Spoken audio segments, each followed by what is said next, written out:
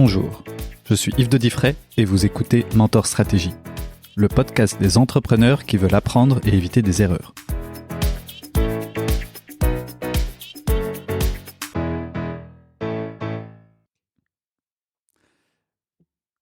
Alors, aujourd'hui, je suis avec Édouard Cambier. Bonjour Édouard. Bonjour Yves. Alors, Édouard, avant de commencer, est-ce que je peux te demander de te présenter en quelques mots ? Avec tâche, hein. Avec plaisir. Avec plaisir. Je suis un entrepreneur de 57 ans, marié, 2 enfants, passionné par ce que je fais, passionné par la structure de ma famille, par l'excellence de la famille, avec quand même une grosse couche de bénévolat. Si c'est pas un jour, c'est 2 jours par semaine de bénévolat, donc toujours dans l'entrepreneuriat. Ok. Ton domaine de base, entre guillemets, c'est quoi ? Ce qui t'occupe du coup les 3-4 jours par semaine. Les 3-4 jours par semaine, c'est de créer du sens, de créer du lien, de créer de nouvelles idées, de nouveaux projets, de nouveaux business, et de faire rayonner l'Europe, la Belgique et Bruxelles en particulier sur la place mondiale. Et aujourd'hui, je trouve que on s'en sort plutôt pas mal avec nos 250 bâtiments regroupés dans cette association de coworking. Donc ça me prend une bonne partie de ma semaine. Mais mon premier job, c'est de faire vivre ce lieu où tu es aujourd'hui, Yves, qui s'appelle Seed Factory et qui est un collectif d'entrepreneurs. On est 199 personnes, entrepreneurs, hommes, femmes, entre 25 et 35 ans, dans cet ancien moulin à grains basé ici à Oderghem, tout proche de Montgomery, pour ceux qui situent pas très bien à Oderghem.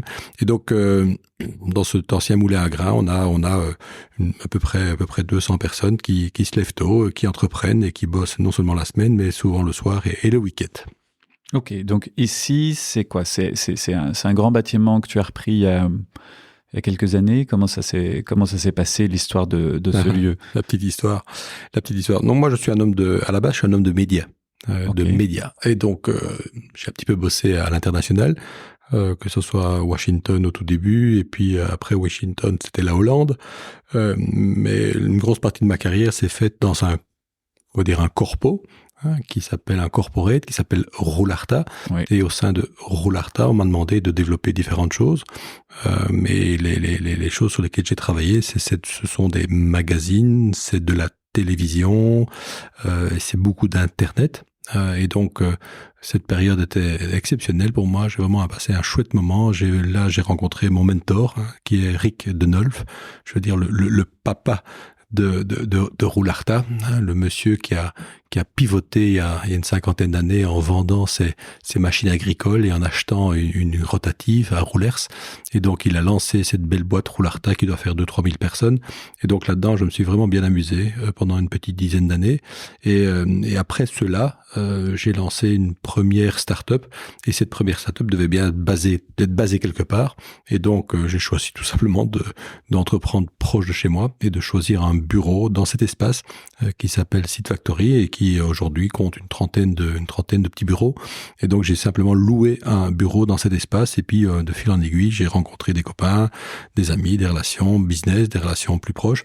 Et je me sentais tellement bien ici que finalement, quand on m'a demandé de reprendre une partie des actions de ce bâtiment, j'ai investi dans cette société anonyme qui m'a permis, si vous voulez, pendant une 20aine d'années maintenant, de réellement combiner entrepreneuriat, plaisir et développement.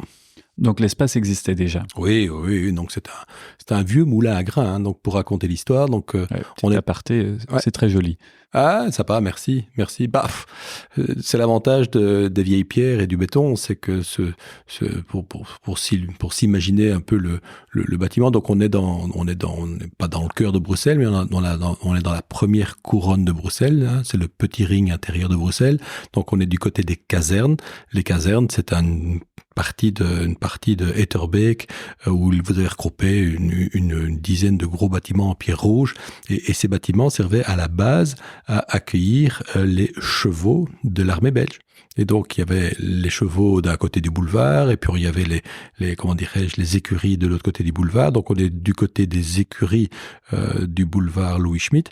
Et donc, dans ces casernes, nous sommes en périphérie de ces casernes, puisqu'en fait, ce moulin servait à stocker du foin, à stocker du grain, en fait, on était un peu le back-office, le back-office de l'armée belge ici.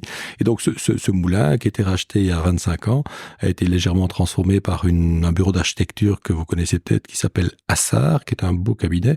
C'est eux qui ont rénové et construit l'OTAN, pour donner un petit exemple. Donc, ce bureau Assar qui avait un département créatif, on va dire ça comme ça, ou historique, et donc une petite cellule s'est penchée sur ce moulin à grains qui était en piteux état.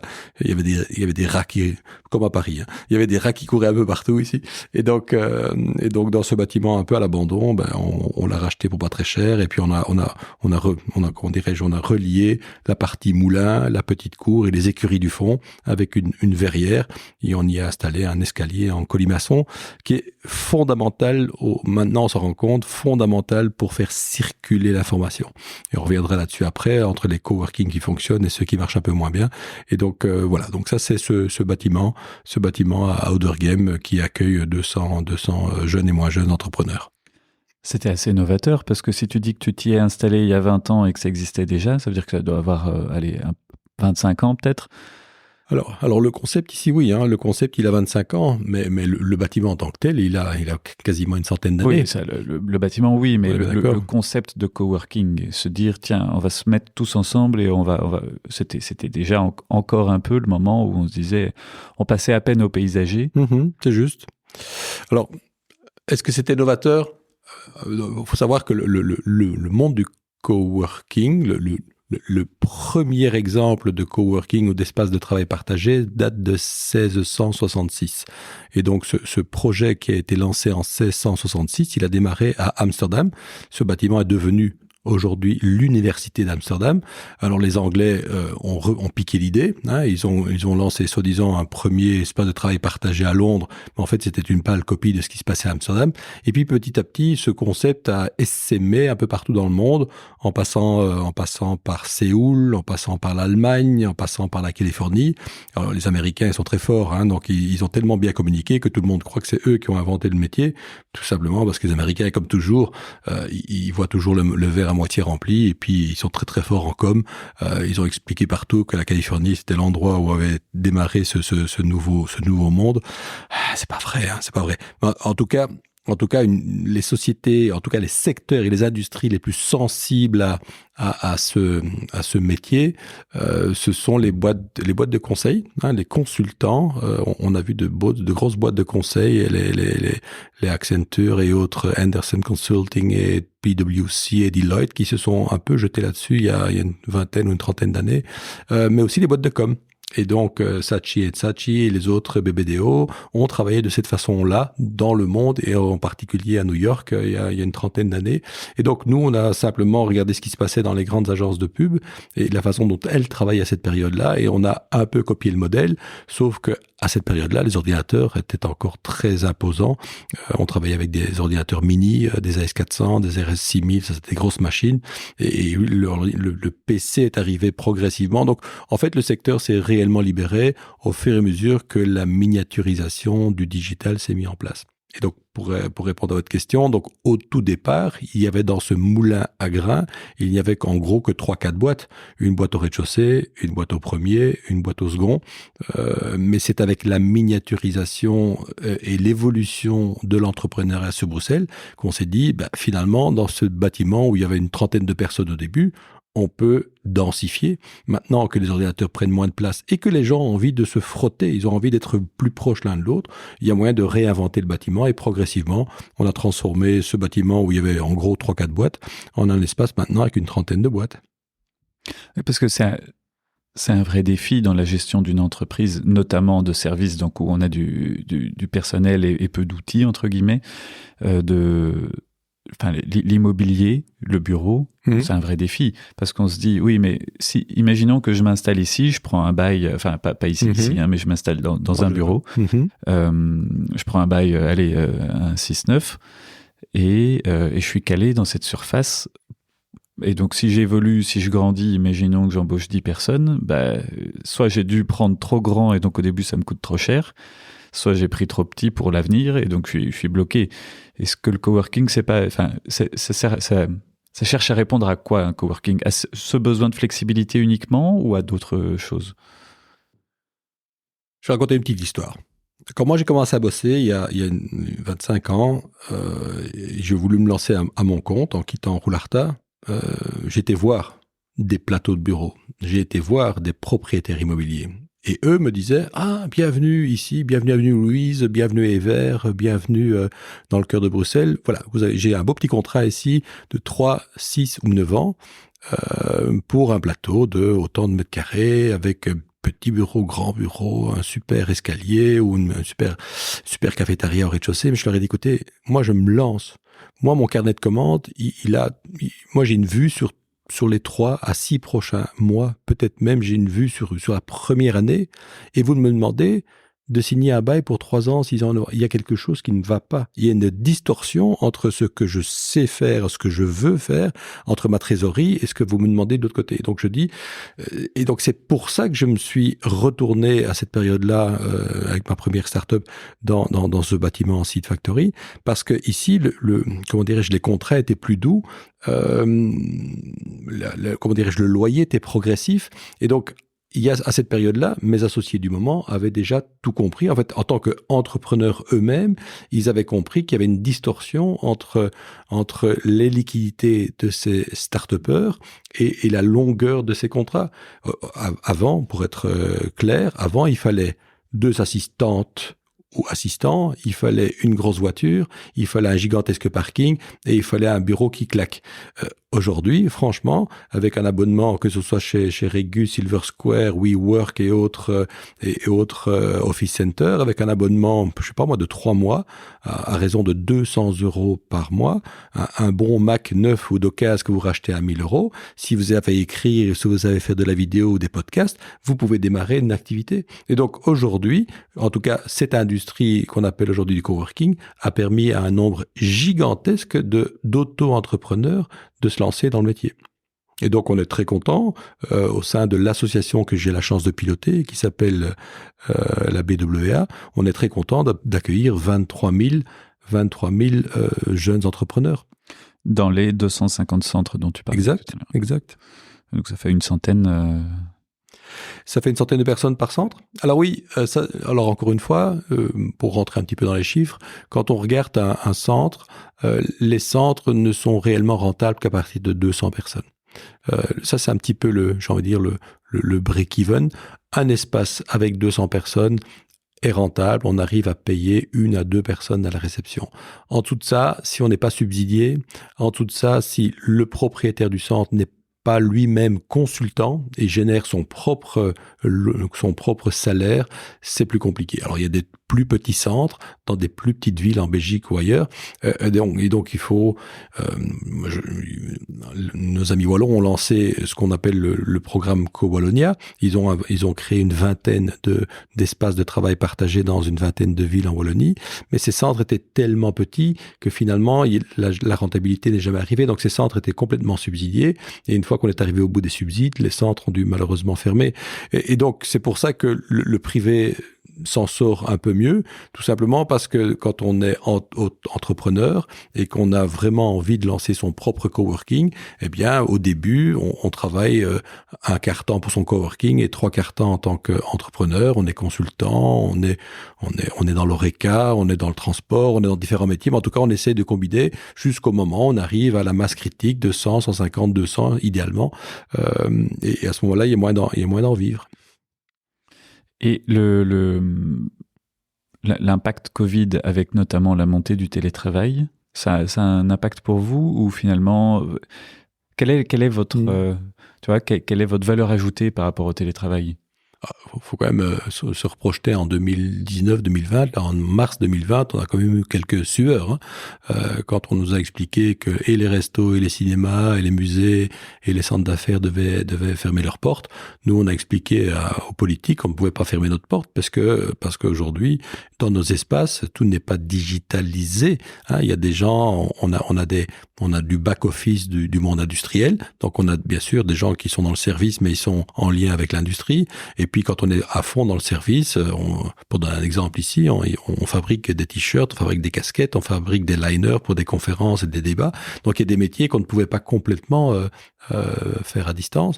Et donc, on a expliqué aux politiques qu'on souhaitait laisser ne fût-ce que notre porte ouverte, avec un système digital pour que les gens puissent venir chercher leurs Zalando, leurs colis, leur Amazon, et que les métiers d'imprimerie, on allait faire fort attention, mais on aurait aimé pour continuer. Donc, on est passé, pour prendre un exemple ici, sur ce bâtiment où on est aujourd'hui, dans ce moulin à grains, eh bien, on était quelque chose comme 100-120 avant le Covid. On est passé à 5 pendant la première vague du Covid. On est passé à 10-15 la deuxième vague du Covid.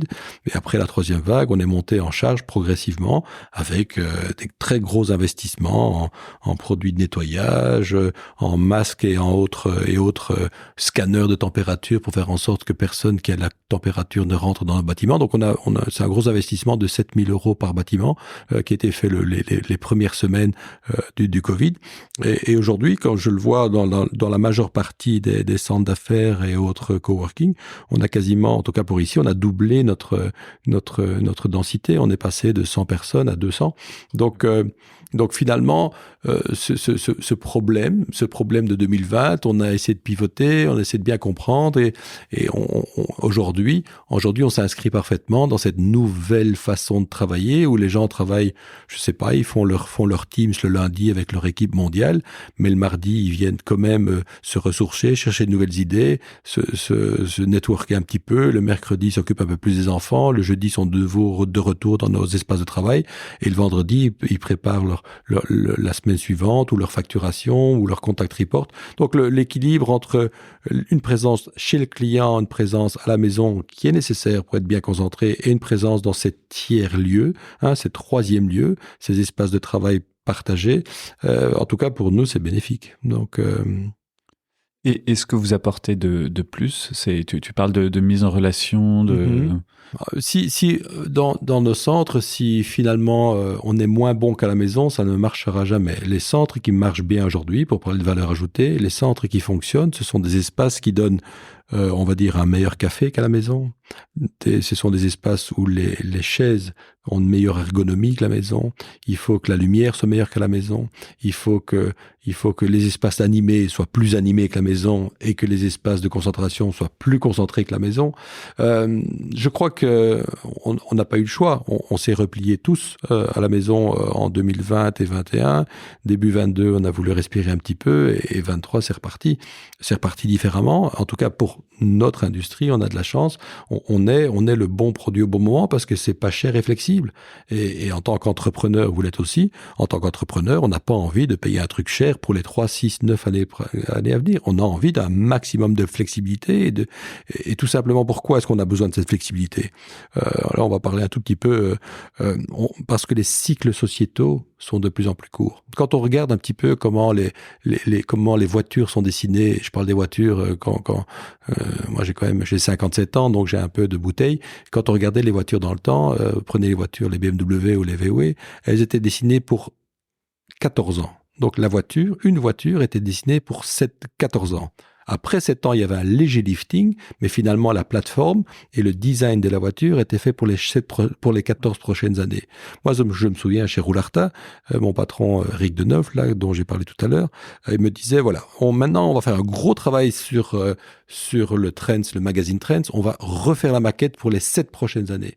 Trouvez-moi encore une plateforme digitale où ils décident que le look de TikTok ou d'Instagram est figé pour les 7 prochaines années. Alors, quand tous ces grands acteurs décident de changer d'iPhone ou de version d'iPhone tous les 6 mois ou tous les ans, ben forcément, toute la chaîne de valeur, tous les sous-traitants sont obligés de s'adapter à ce changement permanent de l'iPhone, de la plateforme Insta ou TikTok. Donc toute l'industrie est obligée de s'adapter à ces majors qui n'arrêtent pas d'évoluer. Et c'est ça, les cycles sociétaux qui sont de plus en plus courts. Et donc, quand vous êtes dans cette chaîne de valeur et que votre client innove de façon permanente, vous aussi, vous devez forcément avoir une structure agile. Et si votre client vous demande d'aller bosser à Londres, eh bien, on ne pose pas de questions, on va bosser à Londres.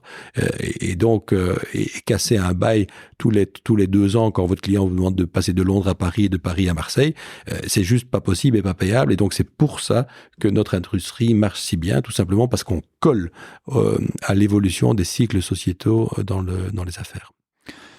Et donc je retiens aussi que votre principal concurrent finalement c'est la maison. Oui, on était persuadé qu'au début notre gros concurrent était plutôt on va dire les gros plateaux, avec des beaux long termes, mais finalement on se rend compte que c'est plutôt les maisons confortables qui sont nos concurrents. Alors encore une fois, on peut pas mettre tout le monde dans le même sac, mais je vois que il y a quand même une forte différence entre quelqu'un qui est en début de carrière et quelqu'un qui est en fin de carrière. On va pas donner des noms, mais c'est clair qu'un jeune de 25 ans, 26, 27, 28 ans, il vient au bureau pour bosser, bien évidemment, mais il vient aussi au bureau pour socialiser, pour rencontrer du monde, pour sortir de son co-living ou de son cote ou de son petit appartement qui n'est peut-être pas très chauffé actuellement, dans lequel il n'y a peut-être pas un super canapé, une super chaise de bureau ergonomique avec un double écran ou un triple écran. Donc on se rend compte que la plus jeune génération aujourd'hui est plutôt demandeuse de retourner au bureau, pas tout le temps, mais de retourner au bureau certainement 3 à 4 jours semaine. Et ce que je constate, mais je suis pas le seul à le constater, on a parlé du Big Quit aux États-Unis, on a les chiffres aujourd'hui, on s'est rendu compte que beaucoup de personnes qui ont travaillé dans les corpos et qui ont connu les années 80, 90, 2000, ils se sont mis quand même de bons salaires en poche, ils ont des stocks, et donc eux sont beaucoup moins motivés par retourner au bureau pour établir du contact, continuer à développer leur réseau. Ils sont plutôt en train de penser, les 55 plus, à une autre vie, une vie plus posée, une vie plus calme, une vie un peu plus au vert, une vie à distance. En tout cas, on a plus de mal à faire revenir les 55 plus que les 25 plus. Mmh. Tu es un peu, je pense qu'on peut dire un peu que tu es expert en immobilier de bureau, en coworking et autres. Tu as notamment publié un livre qui s'appelle Work and Roll. Il y a quelque chose qui m'a intrigué tout à l'heure. Tu m'as parlé de cet escalier en colimaçon qui était quelque chose d'important ou de crucial. Ça m'a un petit peu fait penser à... voilà, belle couverture. L'escalier m'a un peu fait penser à quand je lisais un livre d'Elon Musk. C'est pas le Guggenheim, que ce soit. Non. Mais en fait, ça m'a fait penser plutôt au concept, c'est-à-dire se dire en fait, dans la structure des bureaux, il faut réfléchir pour apporter une certaine mixité ou des choses comme ça. Et ça me fait penser donc à Elon Musk qui disait que lui a réfléchi pour placer ses bureaux pour faire en sorte que ingénieurs et chercheurs et administratifs se rencontrent et doivent se croiser. Et donc voilà, je ne sais pas s'il y a un lien, c'est ce que toi tu en penses sur tous ces aspects d'organisation et de structure des bureaux. Je crois que c'est une évolution logique. Le bureau était cloisonné dans le temps, le bureau était très plat en Californie, mais ça c'est un choix. Généralement, les bureaux ils sont en hauteur avec le PDG dans les étages et puis les N-1, N-2. Donc tout ça était très organisé, était un peu militaire et j'ai rien contre cette approche. Mais quand vous regardez les bâtiments à New York, les bâtiments à Dubaï ou les bâtiments à San Francisco est tout simplement l'immobilier de San Francisco colle au monde des plateformes. Les plateformes, elles sont plates. En un clic, vous touchez à peu près n'importe qui, que ce soit le patron, le back-office, le supply chain. Donc les bâtiments, attention, le terrain est cher. Hein, quand vous allez acheter un bout de terrain en Californie, il est quasiment aussi cher que dans que dans le New Jersey, sauf que c'est une façon de travailler, c'est une façon de se projeter. Il y a un peu moins d'ego, on va dire, même si Elon Musk en a un peu quand même. Mais quand on regarde les bâtiments du côté de New York ou même en Philadelphie ou même à Chicago, et vous regardez les bâtiments en Californie, ils sont beaucoup plus écrasés, beaucoup plus plats. Et donc, ce que je veux dire avec ça, c'est qu'il n'y a plus ou de beaucoup moins de, comment dirais-je, de cérémonie, de cérémonial, de distance, de courbettes.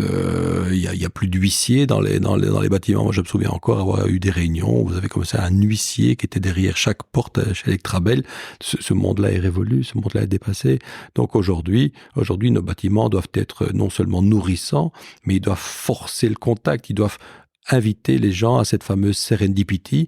Ils doivent inviter les gens à se saluer, à se rencontrer, à socialiser, à parler et d'aller un peu plus loin que juste il fait beau, il fait pas beau.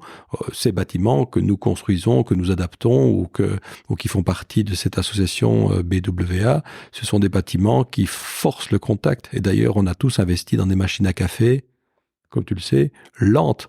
On n'a pas mis des machines à café rapides pour vite nettoyer la longue file. Non, on a choisi de faire des cafés lents, ou parfois même, vous avez du personnel qui fait le café devant vous, un peu comme dans les Starbucks, mais on fait des cafés lents, avec des machines qui font un petit peu de bruit, pour motiver les gens à établir le contact, pour parler de leur mobilité, pour parler de leurs soucis de chauffage, pour faire sortir leur colère. Faut quand même bien comprendre que on a heureusement on n'est pas à Paris, mais on a un petit pays quand même où ça boue, où les gens ont besoin de communiquer. Et donc je vois ça autour de moi, ceux qui sont 5 jours semaine en télétravail, ils sont très nerveux et ils sont parfois même un peu méchants sur les réseaux sociaux. Et donc, il faut absolument évacuer ce stress que l'on a quand on est en 100% en remote, et en remote working ou en télétravail. Et donc, je trouve encore une fois que nos espaces sont là pour échanger, vider son sac, dire ce qui marche, fêter ce qui marche et dire ce qui ne marche pas. Et donc, je crois qu'on fait partie d'une partie de la solution pour un bien-être et pour développer son réseau et son business. Et alors, quels seraient les éléments clés d'un bureau bien organisé ? Ça dépend. Je crois que chaque boîte a son ADN. Dire que tous les avocats devraient travailler comme ça, que toutes les boîtes de conseil devraient travailler comme ça, qui suis-je pour dire comment devrait fonctionner Deleuze ? Non, moi je suis juste une personne qui est tombée un peu dans la marmite il y a une vingtaine d'années et que j'ai pris les bonnes idées.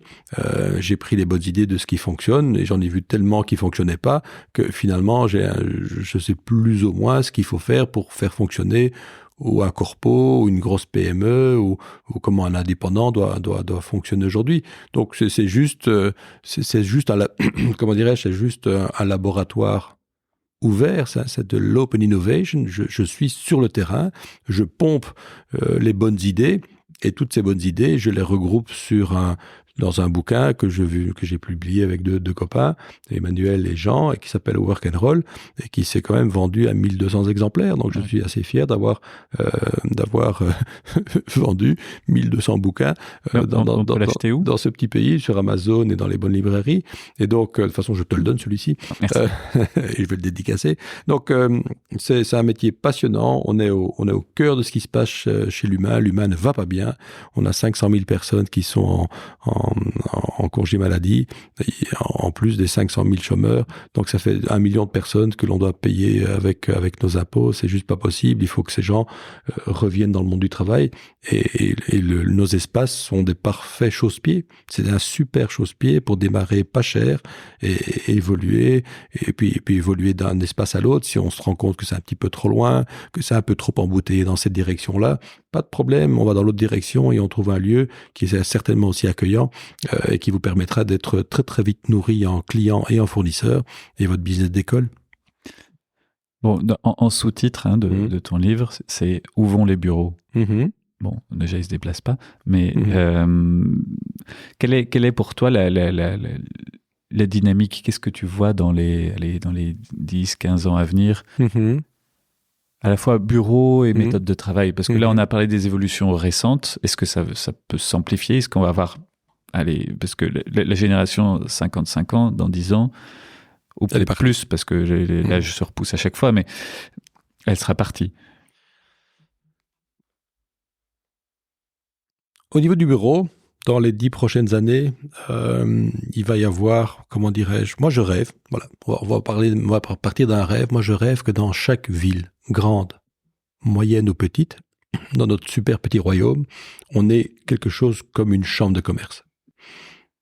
Moi, j'étais ce matin à la chambre de commerce, on a fait un événement, les mains dans les poches, il y avait 50 personnes. 50 personnes, c'est pas des passants, c'est 50 entrepreneurs qui se sont dit finalement, moi, je me lève tôt tous les matins, j'ai envie de démarrer ma journée avec un bon café. Et donc, plutôt que de démarrer tout seul derrière son écran, on a regroupé assez facilement. On était 20 la première édition, 30 jeudi dernier, on est 50 aujourd'hui, on sera probablement 60, 70 jeudi prochain et on va faire ça jusqu'à l'été. Donc, moi, je crois que le bureau, dans 10 ans, devra être une sorte de petite chambre de commerce.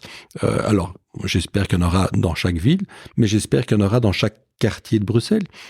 Ici, on est sur Oderghem, mais j'aimerais qu'il y ait la même chose à Etterbeek, j'aimerais qu'il y ait la même chose du côté de Mézère, j'aimerais qu'il y ait la même chose à Uccle et à Molenbeek. Il faut qu'il y ait par quartier ce genre de petites chambres de commerce qu'on peut appeler bureaux, mais en tout cas des bureaux ouverts, des bureaux accueillants. Et s'il vous plaît, arrêtons de mettre comme ça des agents de sécurité à l'entrée de chaque bâtiment qui sont là pour contrôler votre badge, faire en sorte que vos pieds soient bien essuyés et qu'on fasse pas trop de bruit. C'est juste ce qu'il ne faut pas faire. C'est juste ce qu'il faut absolument pas faire. Alors ces personnes sont importantes, mais peut-être pour d'autres métiers. Mais s'il vous plaît, mettons des gens qui viennent de l'Oreca, mettons des gens qui ont suivi des belles études à l'école de Lausanne en boulangerie ou en café ou en viennoiserie. Mais c'est ça qu'on doit avoir dans nos pieds d'immeuble. On doit avoir des petits Starbucks accueillants dans chaque pied d'immeuble. C'est ça le bureau de demain. Et la bonne nouvelle, c'est qu'on s'y prépare et que dans chaque coworking, c'est déjà en route. Alors, les propriétaires d'immeubles classiques sont en train de changer de leur fusil d'épaule et c'est tant mieux. Mais voilà, nous, on a simplement 30 ans d'avance. Mais donc, ça veut dire créer à la fois chambre de commerce, donc lieu de conférence, lieu de rencontre, lieu de travail avant tout. Aussi. Le vrai travail de concentration, Yves, tu le feras toujours à la maison. Aujourd'hui, avec ce nouveau monde du travail, qu'on travaille chez AXA, chez BNP ou chez Belfius, le vrai travail de concentration, on le fera probablement dans les 10 prochaines années chez soi. Aujourd'hui, c'est encore un petit peu compliqué parce que mes amis de Hewlett-Packard, HP, me disent que 63% des gens travaillent dans leur cuisine. C'est juste pas possible. Si vous travaillez à la maison, dans votre cuisine, avec les bonnes odeurs et les enfants sur les genoux, c'est pas du travail de qualité. Donc pour moi, dans les 10 prochaines années, entre-temps, on aura changé de mobilier, on aura probablement investi dans une bonne chaise, peut-être qu'une chambre d'enfant sera transformée en bureau sur lequel Mais pour moi, le vrai travail de concentration se fera à terme à la maison. Les réunions, l'innovation se fera au QG. Et si je travaille pour Belfius, j'irai 1, 2, 3 jours par semaine au siège du côté de la Tour Roger. Et puis, ça passera aussi un peu ou chez le client. Si on est consultant ou si on est plutôt front-end dans la structure, on ira un peu chez le client. Donc le travail, il va se faire un peu partout, mais il doit se faire de façon qualitative. Et je crois que le mix entre le privé, le client et ces tiers-lieux, ça se marie plutôt bien. Se marie plutôt bien. Mais donc les grosses boîtes, les corpos comme tu les appelles, leur QG devrait être aussi un coworking pour leurs équipes. Ah, ça c'est. Mais ils sont tous en train de le changer. Oui. Alors, on a cru que toutes ces grandes tours allaient être coupées en deux et qu'on allait diminuer fortement. Pas tellement finalement, puisque c'est comment dirais-je, ces grands espaces, ces grandes tours, ces beaux bâtiments, finalement, ils aiment accueillir un maximum de collaborateurs. Et les collaborateurs, quand ils vont au bureau, ils ont envie de voir les autres collègues. Donc, on peut pas comme ça espérer que tous les sales viennent le lundi, que la logistique vienne le mardi, que l'IT vienne le mercredi, que le légal vienne le jeudi. Ça marche pas. Ça aurait été formidable et d'un point de vue économique de faire venir comme ça avec une rotation les différentes équipes un jour semaine. Mais comme les gens viennent au bureau quand les autres collègues sont là, ils viennent au bureau pour voir les collègues. Et donc finalement, les bâtiments ne sont pas tellement, sont pas beaucoup plus petits qu'avant. Par contre, ils doivent être beaucoup plus accueillants. Et je vois que les investissements se font dans des lieux d'attente, dans des lieux d'échange, dans des cafétérias. Il y a des grands halls qui, quand on va voir le nouveau bâtiment de BNP, c'est juste magique. Hein. Je ne sais pas si vous avez l'occasion de voir. Ce bâtiment est dingue. Il y a une autoroute pour cyclistes. Donc, vous rentrez avec votre vélo, jusqu'au cœur du bâtiment. Vous avez votre propre entrée. Il y a des chargeurs pour vos vélos, il y a des douches au rez-de-chaussée. Puis après, une fois que vous avez pris votre douche, vous passez au rez-de-chaussée. Il y a plein de machines à café, il y a des viennoiseries partout. Et puis vous rentrez dans des salles digitales avec plein d'écrans. Donc pour moi, c'est un petit peu ça. Il y en a qui ont pris de l'avance. Il y en a qui sont en train de se réinventer. Mais en tout cas, le bureau de demain, il doit être aussi accueillant qu'un resto. Est-ce qu'il y a un impact sur l'organisation des villes, du coup? Oui, bien sûr. Bien sûr. Mais c'est bon pour les villes. Moi, je trouve qu'il faut prendre cette nouvelle façon de travailler comme une opportunité pour se réinventer sa mobilité, faire en sorte que l'air reste respirable ou soit plus respirable qu'avant dans les villes. Il y aura un petit peu moins de pression sur les transports en commun et sur... Donc je vois ça sous un bon œil. Alors bien sûr, pour l'instant, il y a une distorsion, c'est que le petit resto qui avait des clients, beaucoup de clients, et le lundi, mardi, mercredi, jeudi, vendredi, eh bien le resto dans certains quartiers, il voit du monde essentiellement le mardi et le jeudi. Et donc le restaurateur, il va devoir se réinventer et donc peut-être ouvrir une filiale en périphérie, parce qu'aujourd'hui les grands gagnants, ce sont les villes et les villages en périphérie des grandes villes. Donc c'est la périphérie d'Anvers, la périphérie de Gand, la périphérie de Liège, où il y a de nouveau un petit peu d'activité, et tant mieux. Pourquoi avoir 100% d'activité à certains endroits et avoir des villes dormantes, je sais pas comment on appelle ça, des villes dortoirs. Ouais. C'est juste triste de vivre dans une ville dortoir. Donc si on pouvait avoir dans toutes ces villes qui étaient des villes dortoirs avant un peu plus de restos, un peu plus de bars et pourquoi pas quelques discothèques, ça pourrait être sympa. Ça, c'est pour l'impact des méthodes de travail. Mm-hmm. Et je ne sais pas si ça, tu connais peut-être plus, mais autant, mais l'impact aussi technologique. Mm-hmm. La techno a tenu, hein. Alors, heureusement, la techno, elle a tenu. En 2020, on a eu chaud. Hein, pour avoir rencontré quelques telcos et quelques spécialistes, ils ont quand même... mais elle a tenu. La techno a tenu. Moi, mes mails, ils sortaient encore en mars 2020. Mes fichiers audio passaient à travers. Donc, la technologie a tenu le coup. Moi, je suis pas un spécialiste en technologie. Moi, je veux juste que la technologie, elle puisse être fiable, qu'on ne soit pas hacké, comme malheureusement ça se passe aujourd'hui dans le monde hospitalier. Mais la technologie, elle a tenu le coup avec des super projets qui arrivent. Hein. Donc quand je vois ChatGPT 4 là qui arrive, c'est un nouveau monde qui s'ouvre. Alors ça fait peur à certains. Il faut voir encore ça comme une opportunité extraordinaire de pouvoir démultiplier ce que l'on faisait avant. Moi, de temps en temps, j'écris un post. Eh bien, ces posts aujourd'hui, certainement demain, ils vont pouvoir être augmentés, accélérés. Ils vont pouvoir être illustrés de photos que je choisis de faire. Donc, la photo que je vais demain mettre dans mes posts, je la fabriquerai moi-même et ce sera juste formidable. Il faut juste pas abuser de cette belle techno. Parce que j'ai lu que tu es assez attaché à ce que tu appelles les 3 T, d'où l'aspect technologique, qui sont talent, tolérance, technologie. Est-ce que tu peux m'en dire un peu plus ? Bon, ça, c'est un petit peu la façon dont je sélectionne les gens qui rentrent dans les espaces. En fait, un espace, le bureau de demain, ce sera, on va dire, en gros, une sorte de chambre de commerce, une chambre de commerce locale, une chambre de commerce thématique.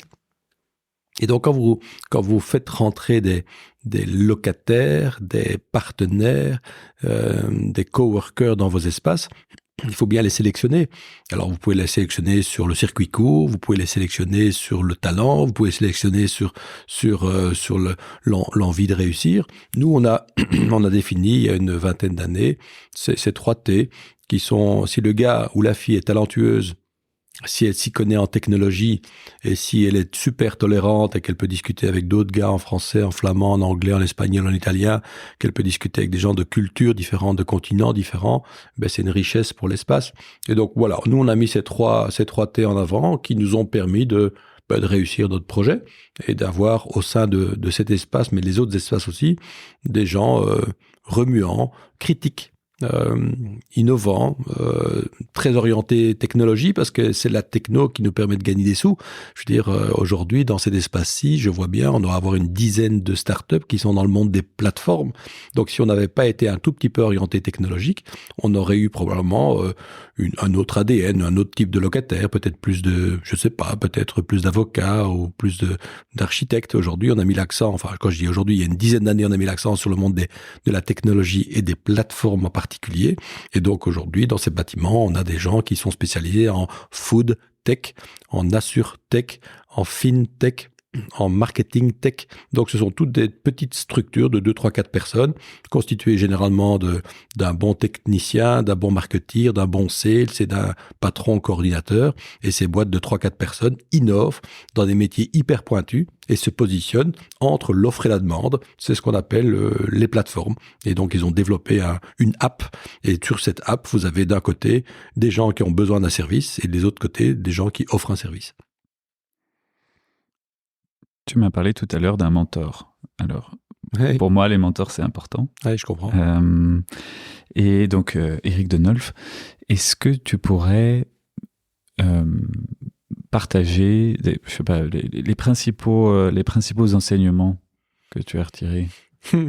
Principal enseignement de Rick, Rick Denolf. Ouais, pas de souci. Quand j'étais engagé chez Roularta, j'avais rendez-vous avec lui à 7h30 du matin. Donc on commence tôt. En même temps pour les journaux, oui. Voilà. Donc ce gars-là m'a dit, il m'a pas demandé si je savais écrire sans faute. Il m'a pas demandé si je savais calculer de façon précise. Il m'a pas demandé si j'étais le roi d'une technologie en particulier. Il s'est basé sur mon approche. Il m'a regardé longtemps dans les yeux. Il a regardé comment je bougeais. Il m'a demandé si il m'a posé beaucoup de questions sur mon éthique, sur mes valeurs, sur mon envie d'apprendre et mon envie de découvrir de nouvelles choses, sur ma curiosité. Ça a duré 20 minutes. Et puis il m'a dit, voilà, va pas voir le directeur des ressources humaines, c'est bon, on y va. Donc, moi, ce que je retiens de Rick Denolf, c'est ça. C'est un gros bosseur. C'est un gars qui se dit, finalement, aujourd'hui, sur Internet, on peut se former pour toutes les technologies, on peut se former dans toutes les langues que l'on veut. Moi, j'ai décidé, là, il y a quelques semaines, de me lancer sur Preply. Et sur Preply, j'ai décidé de converser avec un Américain à New York tous les vendredis matins. Et donc, ça coûte $27. Et pour $27, je discute avec un prof qui a son TOEFL, je sais pas trop quoi, avec plein de certificats via une plateforme. Donc voilà, aujourd'hui, on peut tellement se former en tout, en langue, en technologie et en nouvelles technologies, que finalement, il faut juste un bon esprit. Et c'est comme ça que ça a fonctionné avec Rick Denolf. Et donc ça, c'est le principal enseignement, c'est ce qui compte, c'est le bon esprit, la mentalité. Je crois. Et l'envie d'apprendre, bien sûr, parce que si on décide à 35 ans de ne pas vouloir apprendre une langue supplémentaire et de pas vouloir apprendre comment fonctionne la fabrication d'images ou la fabrication d'un magazine, ça va pas le faire, parce que je venais pas de ce secteur-là à cette période-là. Mais je crois que c'est le mindset. Hein, le mindset, c'est important. Dans ce mindset, tu as dit tout à l'heure que tu te levais tôt, notamment pour ce que tu organises en ce moment le jeudi. Ici, c'était rendez-vous à 7h30. Donc, tu es quelqu'un qui commence tôt ces journées. C'est important pour toi ? Ça fait partie du job. Ça fait partie du job. Et je trouve que le matin, tôt, on est vite au bureau, on se gare facilement, on est enthousiaste, on solutionne plein de problèmes. Moi, je me souviens d'un directeur du personnel qui me disait que lui, la façon dont il gérait ses collaborateurs, alors c'était dans le même bâtiment, il était responsable du personnel d'un seul bâtiment avec une centaine de personnes. Lui, il se levait tôt et il prenait beaucoup de café avec tous ses collaborateurs. Et finalement, c'est entre 7h30 et 9h qu'il solutionnait 80% des problèmes. Il anticipait les problèmes qui allaient éventuellement surgir dans 3 semaines ou dans 3 mois, d'une personne qui est malade, d'une personne qui est enceinte, d'une personne qui a envie de changer de boulot, d'une personne qui ne sait pas comment s'en sortir avec son divorce. Et donc, en fait, de façon convivial, hein, c'était management by walking around. Et donc, c'est une sorte de management en se promenant. Et donc, lui, il se promenait pas de façon stressée avec son ordinateur sous le bras, non, juste les mains dans les poches, très relax, en discutant un petit peu avec tout le monde. Et donc, c'est clair qu'il passait moins de temps dans les conversations où tout le monde était en train de raconter des blagues. Il investissait un petit peu plus de temps chez les personnes qui étaient un petit peu en périphérie de ces groupes-là, personnes qui étaient un peu distantes ou des personnes qui étaient en train de travailler dès 7h30 en train de relire leurs mails et envoyer des mails de façon très stressée. C'est ces personnes-là qui étaient... Et donc ça, c'était un petit conseil que m'a donné ce gars-là il y a une vingtaine d'années, c'est-à-dire de se lever tôt et d'anticiper tous les problèmes en se promenant dans le bureau. Et tu as d'autres petites habitudes comme ça? Parce que j'ai d'autres petites habitudes. Moi, je suis tombé sur une super équipe de consultants il y a 5-6 ans qui s'appelle Maestro Mobile. Et cette équipe de consultants, il y a 5 ans, m'a dit, tiens, tu me rends tes clés de voiture et on te donne une carte de crédit. Et je dis, et pour combien de temps? Pendant une semaine. Donc, j'ai donné mes clés de voiture. Donc, ma voiture n'a pas bougé. Et avec cette carte de crédit, je me suis amusé à faire une semaine de business avec beaucoup de rendez-vous, hein, avec 2, 3, 4 rendez-vous à l'extérieur. Et donc, j'ai testé une sorte de safari urbain où j'ai jonglé entre des promenades à pied, bien évidemment, du vélo, de la trottinette, du tram, du bus, du train, parce qu'on oublie souvent le train. Le train à Bruxelles permet de circuler assez facilement parce qu'il y a plein de gares, et c'est en sous-sol, donc il n'y a jamais de problème Donc, le petit astuce là, c'est que j'ai testé une semaine de changement de mobilité, et donc aujourd'hui, je n'utilise quasiment plus ma voiture, sauf le week-end, pour me mouvoir dans Bruxelles. Le vélo me permet de partir à l'heure, d'arriver à l'heure. Avec un vélo, on sait toujours à quelle heure on arrive. Avec un vélo, on n'a jamais de problème d'embouteillage. Un vélo, ça coûte pas cher. Il faut quand même savoir que une voiture en leasing, on est entre 400 balles et 800, et si pas plus, on est entre 400 € et 1000 € par mois avec une belle auto. Donc, j'ai fait des économies, c'est bon pour ma santé, j'arrive super optimiste au bureau et il n'y a jamais de dérapage. Et puis en plus, on n'a pas de parking à payer parce qu'un parking est cher aussi. Donc voilà, donc cette équipe de consultants en mobilité urbaine qui s'appelle Maestro Mobile a été vraiment très très bénéfique. Et donc du coup, je conseille à tous les locataires ici de faire à peu près la même chose. Et sur les 200, aujourd'hui, on n'a plus que 6 ou 7 voitures. Oui. Donc on a un parking, bien sûr, heureusement. On a un parking avec 6 ou 7 voitures, plus 2 parkings pour les visiteurs. Mais la grosse partie de nos amis et locataires ont shifté aussi ces 4-5 dernières années. Donc une autre bonne habitude, faire du vélo. Encore une fois, c'est pas politique, hein. C'est juste économique. Ça coûte pas cher, ça met de bonne humeur, c'est bon pour la santé, et ça vous permet d'aller d'un point A à un point B. Encore une fois, dans Bruxelles, c'est vrai qu'en périphérie c'est plus compliqué, quoi qu'on a des copains ici qui viennent avec leur vélo pliable de Chaumangistou quasiment tous les matins, une chouette boîte qui s'appelle Indigène, et ils sont Indigène Architectes, ce sont 4 architectes qui viennent de province avec des vélos pliables en train, donc ça marche aussi. Et on a parlé de différentes personnes qui t'ont appris beaucoup de choses, d'ici organiser des rencontres, mais comment est-ce que tu te formes au fur et à mesure de ta carrière? Parce qu'on parlait aussi, c'est important de continuer à apprendre. Mais bon, on a parlé aussi effectivement d'apprendre via Internet avec cet Américain. Il Il y a d'autres méthodes, des livres qui t'ont particulièrement inspiré? Il y a des... Je crois que la meilleure chose à faire, c'est lire. Lire beaucoup. Lire de tout. Poser des questions ouvertes à des personnes, parce qu'il y a des personnes inspirantes, et donc leur poser des questions très ouvertes, comme ça, eux vous partagent aussi un petit morceau de leur réussite et leurs échecs, parce qu'on apprend beaucoup des échecs. Moi, j'ai fait plein de projets qui n'ont pas du tout marché, plein de projets qui ont été avortés avant même de sortir. Mais pas grave, on essaye, on se prend des claques, on recule, on pivote, on redémarre. Il y a des bonnes écoles, on a la chance d'avoir des bonnes écoles dans Bruxelles, et en plus, toutes ces formations sont subsidiées par la région bruxelloise. Donc c'est juste génial. Moi, j'ai eu l'occasion d'aller 10 jours là dernièrement à la Solvay Business School. Ils ont des cours du soir, des cours du jour, et donc ça m'a coûté, je sais pas, moi c'est une formation à 6 000 € qui était remboursée à 3 000 € par la région bruxelloise, et ça m'a permis, si vous voulez, de retourner un petit peu dans le bain, et on a eu 10 jours de compta, de gestion humaine, de logistique, de sales. Donc c'est une sorte de petite formation pour scale up. Donc il y a quand même beaucoup d'excellence à portée de main. Et tu me disais aussi apprendre de ses échecs. Oui. Donc, est-ce que tu pourrais citer quelques exemples concrets où justement de projets qui n'ont pas marché, mais oui, et des clés, enfin des enseignements que tu en as tirés? Alors, le premier enseignement, c'est que quand on s'associe avec une boîte française, elle crée une filiale en Belgique. Elle croit, en créant cette filiale, qu'elle va faire en gros le même chiffre d'affaires que la France, et ça, c'est pas juste.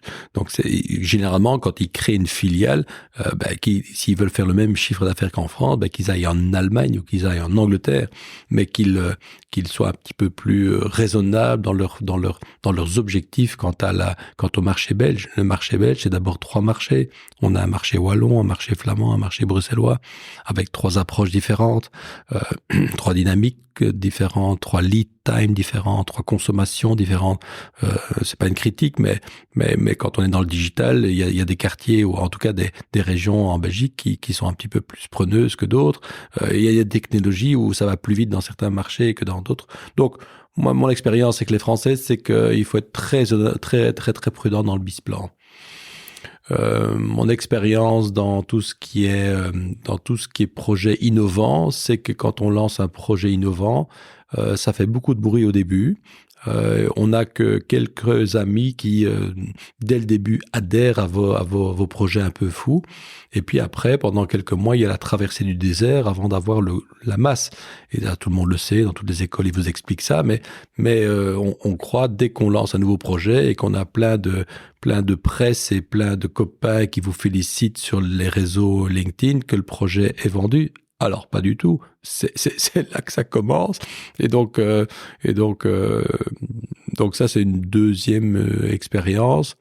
La troisième expérience, c'est choisissez bien vos associés. Moi, j'ai la chance d'être super bien entouré et accompagné de mes associés ici dans Seed Factory. Ça s'est hyper bien passé sur 20 ans. Pour certains projets, ça a été un petit peu plus malheureux. Donc, j'ai envie de dire, creusez un petit peu plus que simplement aller voir sur les réseaux sociaux la tête qu'il a et les 3 derniers papiers. Si vous voulez vous associer pour des projets ambitieux, creusez un petit peu plus. Allez voir non seulement la Banque nationale, allez voir la BCE, allez voir les bilans, allez voir un petit peu les autres sociétés dans lesquelles il est mandataire ou actionnaire. Donc voilà, moi il faut être un petit peu plus curieux, on va dire, quand on lance un business, en tout cas des business à risque. Donc là, j'ai eu une mauvaise rencontre. Et sinon, non, ce que je retiens quand même, c'est quand même beaucoup de succès, beaucoup de belles rencontres. Un truc amusant. J'ai été licencié dans une boîte anglaise. Ça, c'est assez sympa. Donc tout se passait hyper bien. Et le licenciement s'est fait un peu comme dans un Far West, comme dans un film de cow-boy. La boîte tournait bien, elle était rachetée elle est passée en bourse, elle était rachetée par un grand groupe. Ils ont décidé de fermé. Voilà le pays dans lequel j'étais patron. Ça s'appelait IIR. Et donc, l'Angleterre, ils ont débarqué à 3. Ce serait cru dans un film de cow-boy, comme ça, ils débarquent à 3. Ils n'étaient pas armés, mais presque. Et donc, ils m'ont dit, ton badge, ta clé, le code de ton ordinateur, et puis ils m'ont reconduit à l'ascenseur.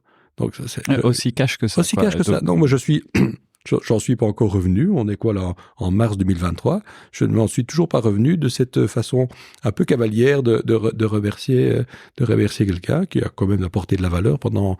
Ok, j'ai pas bossé longtemps. C'était quand? C'était ça devait être en 95, 6, 7, un truc par là. Boîte anglaise avec un patron qui vit à Monaco avec un bateau et un hélicoptère. Donc tout se passe bien pour le patron.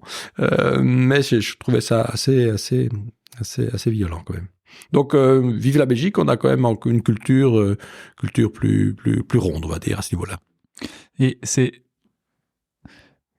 un atout de se lancer en Belgique? C'est un petit pays confortable. Hein. C'est un petit pays confortable. C'est un chouette pays pour tester. C'est un chouette laboratoire. C'est un chouette carrefour multiculturel. C'est un chouette. J'ai envie de dire ça. C'est clair que si vous avez un produit que vous pouvez lancer depuis le Delaware dans une langue avec le même packaging, une boîte de jeux, des boules de billard, des vêtements. Oui, le marché américain est un grand marché. Attention, quand même aussi avec des tendances différentes entre le nord et le sud, avec la partie espagnole. Donc sur vos étiquettes, il va falloir mettre quand même 2-3 langues quand vous attaquez aux États-Unis. En Belgique, j'ai envie de dire, c'est un bon petit pays pour lancer des projets dans le B2B. Moi, je me sens plus à l'aise à lancer des projets dans le B2B que dans le B2C, parce que le B2C, c'est le grand public. Le grand public, il est difficilement captable aujourd'hui. Il est plus segmenté. Comment? Il est plus segmenté. Il est très segmenté au niveau des langues. On a tout de suite. Je veux dire, c'est tellement un petit pays que si on trouve pas ce qu'on veut. Moi, je me souviens, quand je travaillais chez Roularta, on était basé à Zelik. Et les collaboratrices, quand elles faisaient leur shopping, elles allaient à Anvers ou à Alost. Mais je leur dis, écoutez les filles, pourquoi est-ce que vous allez à Alost ou Anvers? Ah oui, parce que de Zelik, nous, à Berchem-Saint-Agathe, là, on se sent pas bien. Le shopping, on parle pas notre langue, donc on préfère aller faire notre shopping. J'étais assez étonné de leur réaction. Donc, elles partaient à Anvers ou à Alost pour faire leurs courses parce qu'elles se sentaient pas à l'aise à Berchem-Saint-Agathe. Donc voilà, le B2C... D'abord, j'en ai jamais fait beaucoup ou très peu. Ça ne me tente pas. Je trouve ça un métier particulier. Je me sens plus à l'aise dans le B2B parce qu'on a une meilleure maîtrise, j'ai envie de dire, sur le carnet de commandes. Et si on passe à une partie un peu plus personnelle, parce que tout à l'heure, tu parlais justement de promouvoir des nouvelles méthodes de travail, de promouvoir l'entrepreneuriat, la Belgique aussi. Quels sont tes ressorts profonds? Qu'est-ce qui fait que tu vas travailler? Qu'est-ce qui te motive? L'humain. Franchement, c'est ce qui me motive. C'est le moment que j'ai passé ce matin avec Hugo, avec Kevin, avec Tariq, avec Noémie, avec François, là, qui est en train de monter un studio de podcast dans une salle d'à côté. Moi, c'est l'échange. C'est cet échange matinal qui me permet de sortir de mon lit et aussi ce carrefour entre, Tariq, par exemple, c'est un juriste de la London School, liégeois, qui a lancé un réseau d'hôtellerie, qui a revendu ses parts dans ce réseau d'hôtellerie, qui s'est lancé ensuite dans le marketing. Et aujourd'hui, il a un cabinet de conseil pour corpo. C'est juste passionnant de discuter avec des gars comme ça. Il lit énormément, il écoute 3 podcasts par soirée, il vient toujours avec une nouvelle idée. On a échangé hier sur comment utiliser ChatGPT 4 pour pouvoir accélérer les associations. Donc, comment est-ce que l'on peut, en un minimum de temps, reprendre le nom de tous nos clients, le code postal de tous nos clients, de mettre et le nom et le code postal de nos clients dans ChatGPT-4 avec un texte standard pour qu'ils personnalisent en un clic une centaine de textes différents liés au nom de nos clients et du code postal. Donc ça veut dire que une personne qui avant faisait un post, aujourd'hui, avec un peu de technicité, fait 100 articles qu'il peut poster sur 100 plateformes différentes. Je ne vais pas dire que c'est facile, mais ce que je veux dire, c'est qu'aujourd'hui, ces outils-là peuvent augmenter les métiers de chacun. Et donc, ce genre d'explication que je viens de vous donner, que je ne maîtrise pas, pour être honnête aujourd'hui, eh bien, ça, c'est le café du matin qui me nourrit. C'est ce café du matin qui me permet de rester dans le coup à 57 ans. Je crois que si j'étais chez moi en permanence, je serais déjà à la pension, en tout cas, je serais déclassé. Donc voilà, je crois que pour rester dans le circuit, pour rester dans le marché, pour être au courant des nouvelles technologies, ce genre d'espace, alors il y a des tutos sur Internet qui peuvent faire l'affaire, qu'on se comprenne bien, mais c'est pas l'un ou l'autre, je crois que c'est l'un plus l'autre. Et qu'est-ce que je voulais dire ? Dans ton équilibre aussi, parce qu'il faut réussir à quand même garder un équilibre entre vie privée et vie professionnelle. Est-ce que tu as comment est-ce que tu t'y prends ? Est-ce que ça a été facile ou pas facile ? On parlait tout à l'heure de déménagement, de revenir, Bon, ce qui est ma plus belle réussite, c'est mon mariage quand même. Donc c'est le fait d'avoir une chouette épouse à côté de soi et qui est là dans les succès, mais qui est là aussi un peu quand on est dans le creux de la vague et qui arrive à mettre le haut là quand on est trop actif, quand on est trop entreprenant. Et donc, je crois que ma famille est quelque part un peu mon refuge. Et donc, c'est un peu bateau ce que je raconte là, mais c'est vrai. Elle va me dire, écoutez, là, sortir 3 fois par semaine, ça on va plus faire. On va plus sortir le lundi, le mardi, le jeudi. On va sortir une fois par semaine. Une grosse sortie, c'est bon. Mais à côté de ça, il faut garder un peu de temps pour la famille, garder un peu de temps pour soi et un peu de temps pour simplement se recharger. Donc, ce qui est le plus compliqué, en tout cas, c'est ce que je constate, faire un gros succès économique et à côté de ça, rien, c'est-à-dire une mauvaise santé, pas de famille ou une famille explosée, ou être très très fort dans sa famille et pas faire de business. Ce qui est quand même le plus difficile, c'est d'avoir quand même tous ces différents pôles en équilibre, avoir un chouette job, avoir une chouette famille avec des enfants qui réussissent bien, faire un petit peu de sport et penser à soi et s'instruire, essayer de garder tous ces pôles un peu en équilibre. Ça, c'est le plus compliqué. Alors, des fois ça marche, des fois ça marche moins bien. Pour l'instant, c'est plutôt en équilibre chez moi. Mais oui, ça demande de dire non. Et quand on est entrepreneur, c'est quand même difficile de dire non. Parce qu'on dit généralement oui, et puis après, on se débrouille pour délivrer le projet ou le service ou la solution. Mais si on commence par dire non, il y a rien qui se fait non plus. Donc, le juste équilibre, c'est un peu compliqué. Mais bon, ça s'apprend. Et comment est-ce qu'on le trouve, justement ? Comment est-ce qu'on sent qu'on est trop loin ? Comment est-ce qu'on... Quand on est trop loin, c'est qu'on doit avoir mal à la tête, qu'on commence à avoir des taches noires et que le corps ne suit plus. Donc, il faut éviter d'aller aussi loin que cela. Mais généralement, quand on est dans ce genre d'espace ou qu'on a une chouette famille, votre entourage vous le dit. Alors, il faut l'entendre. Ça, c'est plus compliqué. Mais généralement, autour de vous, votre entourage vous dit là tu vas trop loin, là ça manque de nuances, ils sont pas tous méchants ou tous gentils, il n'y a pas que les voitures ou les vélos, il n'y a pas que les entrepreneurs et les administratifs. Quand tout devient blanc ou noir, quand tout devient un peu extrême, c'est que ça se passe pas bien ou que ça ne se passera pas bien. Il faut essayer de rester le plus nuancé possible. Et ça, c'est mon épouse qui est coach et ça aide quand même bien. Ouais. Elle est dans la médiation. Elle a lancé avec 2 amis une boîte de médiation intéressant. Plutôt que d'aller directement à l'avocat quand quelque chose ne se passe pas bien, on va d'abord dans une boîte de médiation et pendant 5 séances de 2 heures, on échange avec avec la personne à qui ça se passe pas bien, parfois une personne en privé ou parfois un client. Et après 5 séances de 2 heures, généralement, on trouve une solution. Est-ce que tu as un élément dont on n'aurait peut-être pas parlé, mais qui te semble assez important pour un jeune entrepreneur ou pour même quelqu'un qui veut faire croître sa boîte? On en a déjà beaucoup parlé. Moi, je crois que il faut continuer à investir dans cette technologie. Cette technologie permet de démultiplier les efforts. Plutôt que de faire un poste, comme je disais, on en fait 100 d'un coup.